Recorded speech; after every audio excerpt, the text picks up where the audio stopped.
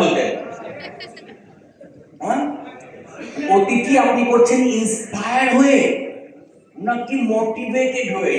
Sheraton, you বিদেশ tour, আরো যে কি কি হবে, সৌদি আরবে দেখলাম ওদিন আপনাদের নামে বাস চলছে, হোটেল, ব্লা ব্লা ব্লা। ও মাই গড ড্যাম, আপনি কি ইন্সপায়ার হয়ে করছেন তো? শিওর? হ্যালো, আমার সিজন কোরআন, আমি তোমার অন্তরের কথা জানি। আপনি বলছেন আমি জানি না, বাট ইয়েস এন্ড নো? আমি আস্তে আস্তে ট্রেনিং নিয়ে যাব আপনাদেরকে একটা জায়গায়, বাট আমি আমার মতো করে তৈরি করে দিচ্ছি। Yes? So what I am trying to say, my brother and sister, are you motivated or inspired? মানে আপনি ভালোবাসার জায়গা থেকে করছেন, তখন অতিথির যখন সামনে অনেক ভালো দিন আসবে আপনি তো থাকবেন, বাট যদি কোনোদিন কখনো স্ট্রাগল করতে হয় আপনি কি থাকবেন? শিওর? হিসাব কিন্তু সামনে আছে। আপনি যদি ভালোবাসার জায়গা থেকে করেন, কমপ্লেন থাকবে না, ফ্রাস্ট্রেশন থাকবে না, আপস হোক ডাউনস হোক, কখনো কেউ আপনার মতো বিহেভ করুক, আপনি সব সময় হ্যালো। এইটার জন্য আমরা যে ইন্সপিরেশন এবং মোটিভেশনের মধ্যে পার্থক্য করি। একজন বলেছিলেন ইন্টারনাল এক্সটার্নাল, কে বলেছিলেন স্যার? তো ওনার জন্য একটা জোরে তালি, একটা ফার্স্ট চকলেট দিন। আপনি বলেছিলেন ইনক্রিজ অ্যান্ড, সো যেহেতু আমার একটা চকলেট বরাদ্দ ছিল, উনি না পেলে আপনি পেতেন, বাট আপনার তো ইনক্রিজ হবে। মোটিভেশন সিচুয়েশনের উপরে হয়। এই মোটিভেটেড এই আসবে যাবে। ইন্সপায়ার না থাকলে চারটা খরগোশকে ধরাবে, একটা বাদ দিয়ে আবার একটা, এটা দিয়ে বাদ দিয়ে আরেকটা। Hello hello, moving on. Yes. আপনারা এনজয় করছেন তো? ওকে, মুভিং অন। অনেক ফেমাস একজন লেখিকা আছেন যার নাম হচ্ছে এন্ড্রিয়ান ডাফি। কি নাম হচ্ছে? এবং উনি একটা বই লিখেছেন সোল সেন্স। কি লিখেছেন? সোল মানে হচ্ছে আত্মার সেন্স। এবং ওই বই উনি লিখেছেন, দেখেন, motivation required something from the outside to activate you. Motivation হচ্ছে এমন একটা জিনিস, বাইরে থেকে কিছু লাগে তোমাকে সক্রিয় করার জন্য। ইনসেন্টিভ, বোনাস, ডাবল বোনাস, বিদেশ ট্যুর, মানে সব external thing. Inspiration is a internal energy. Inspiration হচ্ছে তোমার ভিতরের শক্তি that keep you continuous fuel. Fuel মানে কি? তৈল। আপনার গাড়িতে তেল শেষ না হলে গাড়ি চলতে থাকবে, রাইট?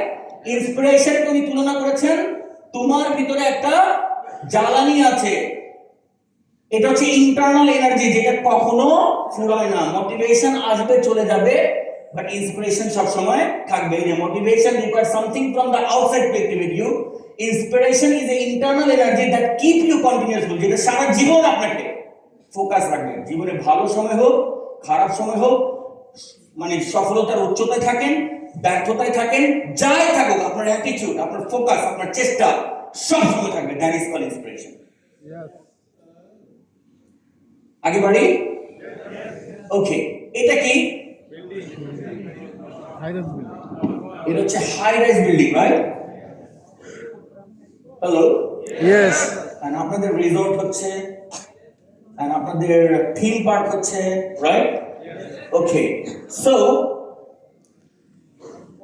ধরুন আপনারা প্রত্যেকে একজন ইঞ্জিনিয়ার, আর্কিটেক্ট ইঞ্জিনিয়ার, হ্যালো, এবং আপনারা প্রত্যেকে একটা বিল্ডিং ডিজাইন করেছেন মতিঝিলে, যেটা হচ্ছে 40 তলা, এবং আপনি চায়না থেকে টাইলস, ইতালি থেকে মার্বেল পাথর এবং বেলজিয়ামের গ্লাস ফিটিং করেছেন। কোথা থেকে? চায়নার টাইলস, ইতালির মার্বেল পাথর, বেলজিয়ামের গ্লাস, চাকচিক্য খুব সুন্দর করেছেন।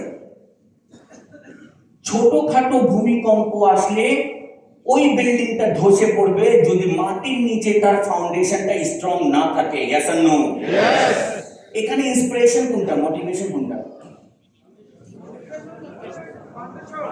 ফাউন্ডেশন কি, মোটিভেশন কি?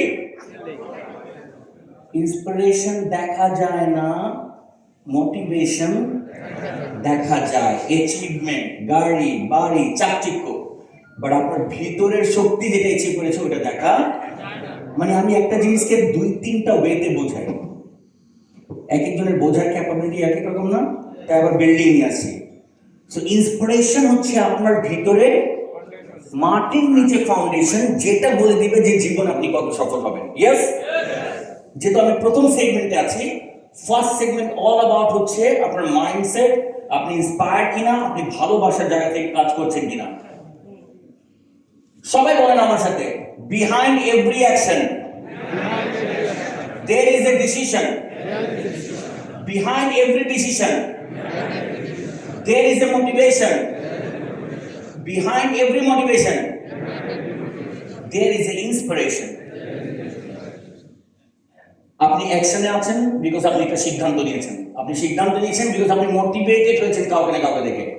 মোটিভেটেডকে ধরে রাখবে আপনি যদি ইন্সপায়ার হন। So are you tired or are you